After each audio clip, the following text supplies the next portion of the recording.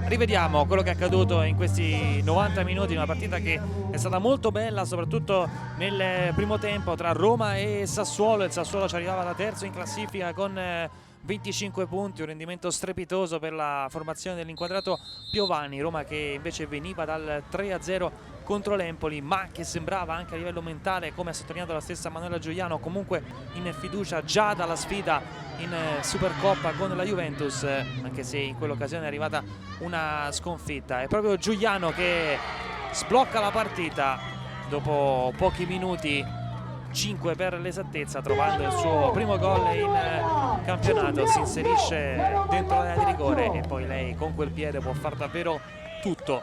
Va avanti la Roma dunque per 1-0, tra l'altro arrivata in pressione altissima la squadra di Betty Bavagnoli. Ci prova anche Andrés Alves su calcio di punizione, risposta comoda da parte di Lemay che con una parata di posizione più che altro manda in calcio d'angolo. Attiva la squadra giallorossa anche dalla bandierina con Paloma Lazzaro che però girando non riesce ad inquadrare la porta. Altra uscita da parte di Lemay che fa carambolare il pallone sui piedi di Andrés Alves, che però non ha il guizzo vincente. Bravissima anche il portiere belga ad avventarsi sui piedi della centrocampista della Roma, che poi però si rifà alla grande. Stavolta Lemay non può far davvero nulla. Grande incrocio di traiettoria per Andrés Alves che trova il suo terzo gol in campionato dopo aver segnato a Napoli e Pink Bari. Centra l'angolino e fa 2-0 per la Roma in un momento cruciale della partita, perché eravamo al 41esimo minuto, dunque a pochi minuti dall'intervallo. La reazione che prova ad arrivare da parte del Sassuolo,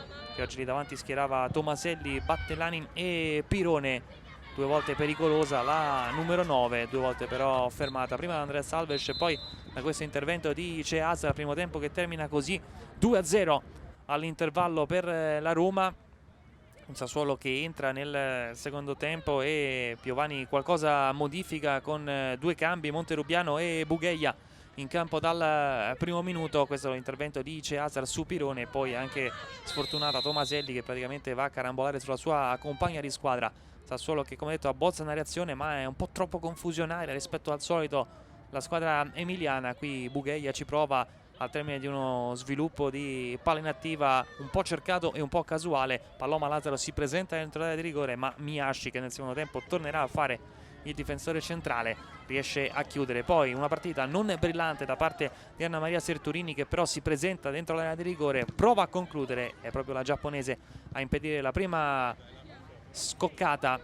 E poi anche l'altro muro da parte di Filgens su Andrés Alves che non riesce a trovare la doppietta. Chance enorme poi per il Sassuolo, forse la più grande della partita, capitata a Maria Luisa Filangieri, che però chiama in causa con un grande intervento Ceasar. Ottimo soprattutto il riflesso su una conclusione sì centrale ma molto forte da parte del portiere della Roma. Sassuolo che rischia in difesa con la stessa Maria Luisa Filangieri, che qui ha rischiato di farsi prendere palla da Paloma Lazzaro, poi però ha commesso fallo l'ex giocatrice della Fiorentina. Scappa via con la velocità degli esterni la Roma in contropiede. Abbiamo visto prima Sertorini, adesso Lindsay Tomà, che però fa tutto bene tranne la conclusione. Altra rasoiata, altra ripartenza dritto per dritto per la squadra di Betty Bavagnoli. Altra chance per Sertorini che allarga per Paloma Lazzaro, che giustamente fa la sponda. Arriva ancora Tomà, che però centra la parte sbagliata della rete sull'uscita di Lemay.